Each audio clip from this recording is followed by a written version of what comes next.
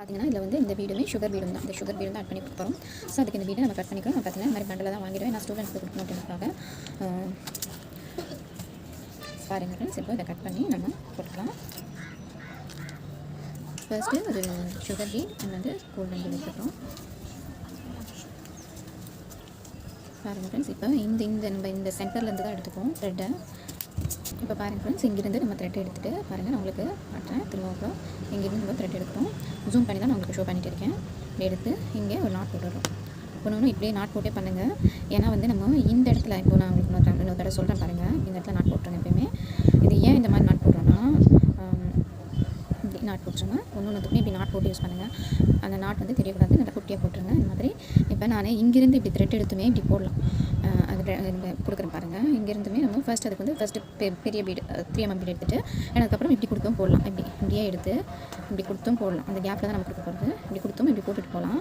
ஆனால் என்ன ஆகும்னா, இந்த பீடு வந்து இந்த இடத்துல நம்மளுக்கு தெரியுற மாதிரி இந்த மாதிரி தெரியாது. கரெக்டாக பார்த்தீங்கன்னா உங்களுக்கே தெரியும். நான் ஒரு தடவை உங்களுக்கு நல்லா ஷோ பண்ணுறேன் பாருங்கள். ஃபஸ்ட்டு வந்து பிக் சைஸ் பீடு தான் நம்ம எடுக்கிறோம். ஏன்னா ஃபர்ஸ்ட் இதை எடுத்துகிட்டு அதுக்கப்புறம் இதை எடுக்கிறோம். பாருங்கள், இந்த சென்டரில் இப்படி எடுத்துகிட்டு இங்கேருந்து கொடுக்குறோம். ஆனால் இப்போது இங்கே நம்ம இப்படி போட்டுமே இப்படி எடுத்துகிட்டு போகலாம்.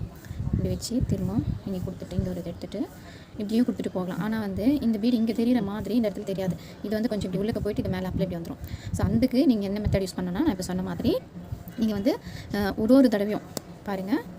இது எதுக்கு உங்களுக்கு சொல்கிறேன்னா, சில டைப்ஸ் நம்ம அப்படி தான் பண்ணி ஆகணும். அப்போ தான் வந்து அந்த பீடு எல்லாமே நல்லா லுக்காக தெரியும். இப்போ பாருங்கள், இந்த பீட் தனியாக அப்படி தெரியுது. அதுக்கு தான் எப்போயுமே இங்கேருந்து எடுத்துகிட்டு நம்ம இந்த இடத்துல தான் நாட் போட்டுக்கணும். அதுக்கு ஃபர்ஸ்ட் வந்து நம்ம பெரிய பீட் எடுத்துக்கணும். இப்படி எடுக்கிறப்போ ஃபஸ்ட்டு அதுக்கு ஏற்ற மாதிரி எடுத்துக்கணும். ஆப்போசிட்டாக எடுக்கணும். அங்கேருந்து எடுக்கிறப்போ வேறு மாதிரி எடுக்கணும். ஆல்ரெடி சொன்ன மாதிரி புரிஞ்சிருக்கும்னு நினைக்கிறேன் உங்களுக்கு. இப்போ ஃபஸ்ட்டு சுகர் பீட் அண்ட் வந்து 3 mm பீட். இப்போ பாருங்கள், இப்படி போட்டோன்னா அழகாக பழிச்சுன்னு உங்களுக்கு அந்த பீட் வந்து கரெக்டாக தெரியும்.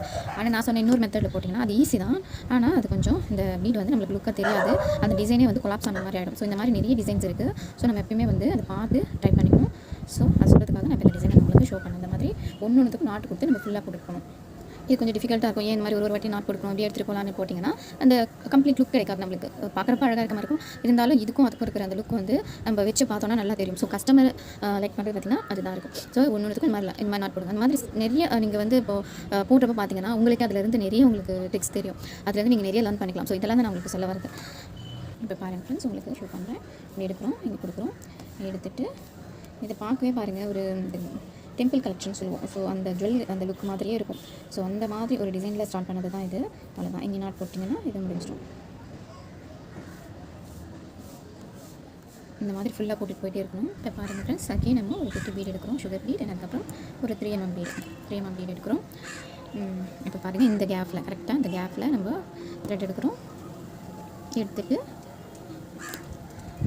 இங்கே வைக்கிறோம். கரெக்டாக வச்சு கரெக்டாக டைப்பில் இருக்கணும். அந்த மாதிரி இப்போது நாட் போட்டுக்கிறோம். குட்டியாக போடுங்க நாட் பார்த்து. ரொம்ப பெருசாக போட்டிங்கன்னா, ஆனால் பிகினராக இருக்கவங்களுக்கு ஒரு தடவை அந்த குட்டியாக வராது. அப்போது அதுக்கும் நான் ஒரு டிப் சொல்கிறேன் பாருங்கள். இப்போ எடுக்கிறீங்க, கொஞ்சம் பெருசாக வந்துடுது பாருங்கள். இப்படி எடுத்து நம்ம நாட் போடுறோம். இன்கேஸ் நீங்கள் சின்னதாக தான் நம்ம போடணும். இன்கேஸ் இப்படி கொஞ்சம் அப்படி லென்த்தாக இப்படி வந்துடுதுன்னு வச்சுக்கோங்களேன். இப்போ என்ன பண்ணுங்கள், இந்த நீடில் கீழே இந்த ஸ்டாண்டுக்கு கீழே இப்படி விட்டு பாருங்கள். உங்களுக்கு தெரியும்னு நினைக்கிறேன்.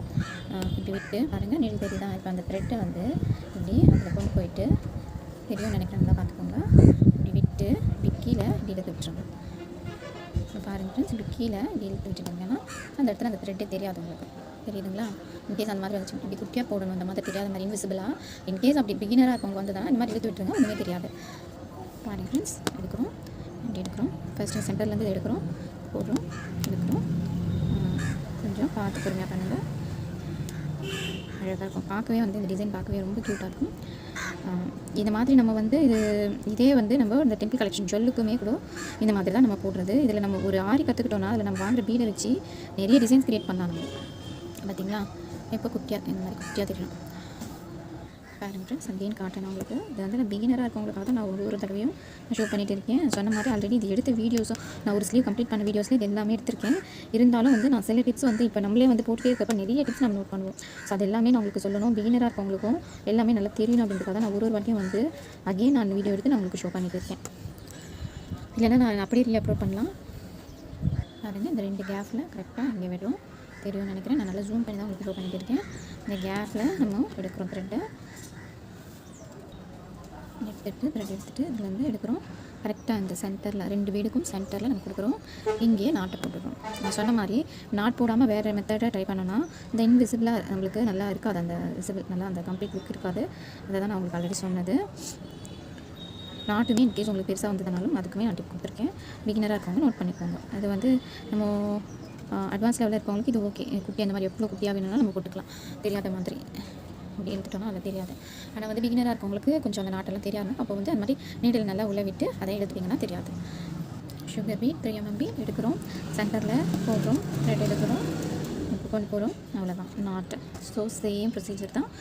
அண்டு நான் வந்து இந்த இடத்துல ஷார்ப்னஸ் வரும், அது ஆல்ரெடி சொல்லியிருக்கேன் உங்களுக்கு. எப்போயுமே அந்த கார்னரில் கொஞ்சம் பீட் மிஸ் ஆகிடுச்சு. இப்போ பாருங்கள், எப்பயுமே நம்ம அட்வான்ஸ் லெவலில் இருக்கவங்களுக்குமே சில சமயத்தில் இந்த மாதிரி மிஸ் ஆகும்.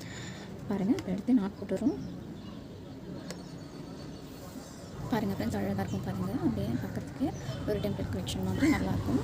ஸோ இந்த இடத்துல இந்த ஷார்ப்னஸ் வரப்போ நான் உங்களுக்கு ஷோ பண்ணுறேன் எப்படி வருது அப்படின்னு சொல்லிட்டு. இப்போ பாருங்கள் ஃப்ரெண்ட்ஸ், இப்போ நம்ம இந்த ஷார்ப்னஸில் எடுத்துகிட்டு போக போகிறோம். அதுக்கு முன்னாடி நான் இதை உங்களுக்கு தெரியாதவங்களுக்கு ஒன் டைம் லைட்டாக ஷோ பண்ணிடுறேன். ஏன்னா இதில் பார்த்து நிறைய தெரிஞ்சுக்கலாம். அதுக்காக அந்த வீடியோ நான் உங்களுக்கு ஃபுல் அண்ட் ஃபுல் ஷோ பண்ணி வந்துட்டுருக்கேன்.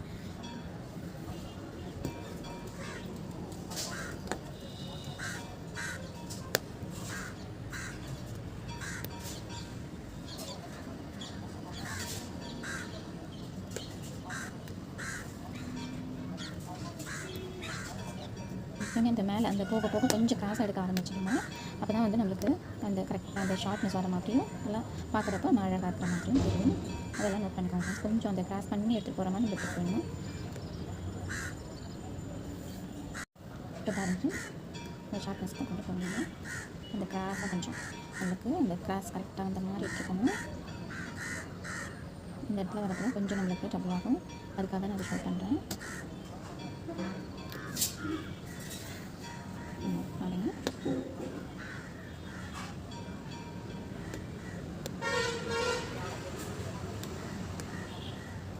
ப்ரெஸ் பண்ணி பார்த்தீங்கன்னா தெரியும் கரெக்டாக வர மாதிரி. ஏன்னா அந்த அப்பில் போக போக கொஞ்சம் சேஞ்சஸ் வந்துடும். ஆனால் கொஞ்சம் கிளாஸாக போகுது இல்லைங்களா, நம்ம அந்த பிரமிட் மாதிரி ஒரு ஷார்ப்னஸ் வருது இல்லையா, அதனால் கொஞ்சம் நம்மளும் அப்படி கொஞ்சம் கிளாஸாக அப்படி எடுத்துருக்கணும். அந்த இது அப்படி கொஞ்சம் கிளாஸாக கொண்டு வரணும்.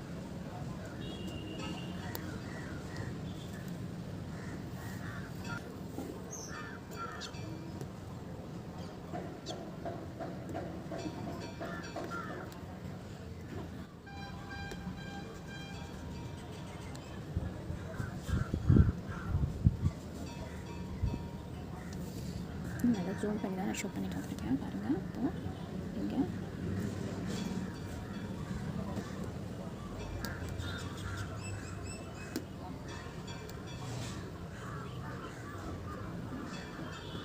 இதான் ஷார்ப்னஸ் இங்கே தான் இப்போ கொண்டு வர போகிறேன். கரெக்டாக இங்கே எடுத்து